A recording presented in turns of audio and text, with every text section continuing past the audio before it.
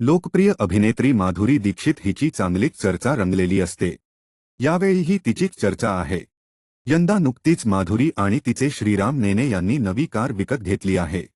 तिच्या नव्या कारचा फोटो, व्हिडिओ समोर आला आहे. यावेळी तिने आलिशान फेरारी कार विकत घेतली आहे. लाल रंगाची ही फेरारी कार अत्यंत क्लासिक दिसते आहे. त्यामुळे याची बरीच चर्चा आहे. गेल्या अनेक वर्षांपासून फेरारीची क्रेझ आहे. मध्यंतरी 2010 ते 2012च्या दरम्यानही या कारची प्रचंड क्रेझ होती. आता माधुरीकडेही ही नवी कार आली आहे. फेरारी 296 ही नवी कार तिने विकत घेतली आहे. यावेळी मानव मंगलानीने तिच्या अकाउंट नव्या कारचा व्हिडिओ हा शेअर केला आहे. तिची कार ही अत्यंत क्लासी आणि आलिशान आहे. या कारची किंमत सुमारे 3.08 कोटी रुपये आहे. माधुरी दीक्षितच्या या नव्या कारचा रंग रोसो कोर्सा आहे. व्हिडिओत माधुरी आणि श्रीराम एका इमारतीतून बाहेर येताना दिसत आहेत.